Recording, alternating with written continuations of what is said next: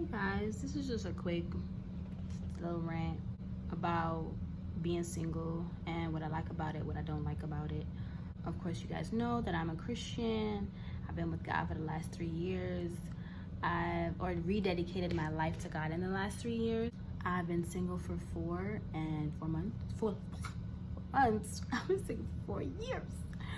For 4 years and a couple of months, and been celibate for 3. I don't date. Not really. I've probably been on 2 dates that I count in the last 4 years. Of course, some people rarely don't want to get married, but most Christians do want to get married, especially Christian women. Singleness, Lord of mercy. Singleness, I was about to say it's a blessing or a curse, but it's definitely not a curse. Not at all. Rebuke that in the name of Jesus. It's a gift, and it's a gift that keeps on giving. Some gifts you want, some gifts you don't want, but just because you don't want the gift don't mean you're not gonna get the gift, period. So it's kind of like the gift that you need to be grateful for, because it's the gift it's been handed down to you. That's your portion right now. That's where you are. That's the season of life that you're at. And I have learned a lot in these last 4 years. I've been living on my own since I was 19, so I'm 23 now. So I've been essentially living on my own since I've been single. It's great. It's awesome. I realize I really love myself in the sense where I'm comfortable with my own space. I don't need someone around me. I've become more introverted, and I don't know if that's good or if that will affect me when enter into a relationship or enter into marriage, because I'm so used to being by myself. I don't know how it is to always have somebody in my space. So I don't know. That's something I genuinely don't know if that's a benefit or a non-benefit. Maybe it'll be a benefit, because I know a lot of women they always want attention from their man, and I'm not really like that. It's 1 minute I'm just yeah, hey, next minute I'm leave me alone. I need my me time. But through the tribulations and trials that I've experienced in the last few years, I've told God, I have prayed to God that sometimes I feel like I'm doing life alone, even though I know I'm not. I have my family, and I have my friends, and I have God first and foremost. He's the first of all. However, it's in the midst of whatever you're going through, or whatever I'm going through, someone's not directly there in front of me. I'm in my house crying alone. I'm every day, or however long the period of time that this situation is going on, I am here alone dealing with it. And yes, people can call and encourage me, and they pray for me, but they're not actively here to help me, just comfort me, And I, of course, have to lean on scriptures that said, blessed are those who mourn, for they shall be comforted. And cast your cares and your anxieties on the Lord, because he cares for you. And submit to God and resist the enemy, he will flee from you. Just different verses like that in the Bible.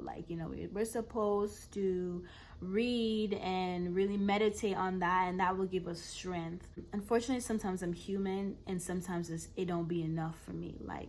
And so in my vulnerability, I do express to God sometimes it's hard out here in these streets. Not just because I might be desiring someone in a romantic way, but just that sometimes when life is going on, I want someone to just hold me and hug me and just tell me everything's gonna be okay. They don't know it's gonna be okay, but just that sense, But I think unfortunately, not not even it's not a consequence. It's just fortunately, or I don't know, just the reality is, as a Christian, we can operate how people in the world operate. They might seek comfort from people, physical comfort, and that might help them in that moment, but it's temporary, because they can't solve your problems. Only God can. Only God has the ability to use his power to fix whatever you're going through. So I learned that yes, I want that comfort from someone, like physical comfort, to like comfort me and be around me, like when I'm going through, or just, I mean, they can't help, depending on whatever situation. Like sometimes it was financial and it's like, man, if I had a man, you know, but no, no. So, yeah, I'm learning that. I'm learning to lean on God spiritually, and know that he will come through in the natural when it's his time, and not to like just desire it to be fixed by man, because man don't got the power that God has. I'm learning not to compare myself to people. I'm in a season right now where before, all my Christian friends were single, and all my like other friends out there like were in relationships. But because I had Christian friends that were single, I was like, it's okay, we in this together. And now, yeah, everybody and their mama in relationships, whether it be they not with God or they with God. Yeah, 95% or 97% of my friends are in relationships. I think I have two Christian friends who are not in relationships. One of them is actually talking to someone, so yeah, who knows. So I'm learning not to compare and ask myself, well, why am I the last one? Or why am I still here? Or what's about them? What did they do that why they? I'm learning not to do that. That's not beneficial. God has me in where he has me for a reason. My singleness is for a purpose. I like to evangelize. I like to talk to people about God. I like to teach people the Bible. And I also struggle with consistency and balance. So I think that for me, until God like desires to like drop that person in my life, like I need to make sure like I get my ducks in a row when it comes to that, like being consistent with the things that I need to do, whether it be getting up and spending time with God, whether it be making sure that I'm cooking enough so that I'm not spending money on fast food. And this six-pack that I say I want, I can't get this six-pack if I keep eating fast food, so I need to work out, you know. Just try to eat healthier because I have a really bad sweets habit. I think also just learning to be a good steward over my finances, because if I'm trying to be married, I can't be out here taking my husband's money and running up and just like squandering it. No, you know. And of course, I know nobody goes into a relationship or marriage perfect, but I just think that there's certain type of things that we do that can honestly be toxic and non-beneficial to a relationship. And that's why when you go into a relationship, you end up having all these arguments and stuff because you're jacked up, and you went into the relationship jacked up and you didn't try to fix any of it when you were single. But a lot of people don't take the time to be single to work on that. But that's none of my business though. But yeah, that's just something that is just things that I'm working on that I feel like God has revealed in my character. I am studying for nursing right now. In the past, I used to always watch TV, like mad TV. Don't be trying to go study. Don't try to take the time to allocate time in the day to go study. Like there is balance. I can watch TV, but I have to know how to do it. And God is teaching me that because there's so much things that I know that I want to do, so much business adventures. I need to know how to balance my life, or else I'm going to constantly feel overwhelmed and I'm not going to be able to execute my goals. That's a no-no, especially when I want to do business stuff, but there's also things that the Lord needs me to do for him. So if I can't have everything on my plate and I can't function it properly, why he gonna bless me with the things that I want if I can't even like get it together, you know? No. Learning, I've had to go through a lot with purity during my singleness season. Things that I've dealt with, and those will be whole separate videos and things that I was in bondage over and that I had to overcome. But I definitely think that's another thing that the Lord had to address, and really with his grace, he said his grace is sufficient, for his power is made perfect in my weakness, therefore I will boast all about my weakness so that the Lord's power may rest upon me. That really is the truth, because that girl was out here struggling with some things. And it took some time, it took some years, some things longer than others. Some things I'm still like, the appetite might still come up for that, and I still have to resist the devil and submit to God. But he is good. And so the Lord knows what he's doing, because how I operated when I was in the world was dysfunctional. I think that's why none of my relationships went past 7 months, because it was just dysfunctional. It was toxic. It was not beneficial to me. And it was wasting my time, honestly, because I think the Lord knows I did not want to waste my time in 2-3 years in these relationships, just like having sex and doing whatever in the world, and there was no purpose to it. Like, at the end of the day, from I was young, I knew I wanted to be married. So what was the point in me like doing it my way if it wasn't beneficial at all? And it wasn't just the people that wasn't what God wanted for me, and that would have been best for my life, you know.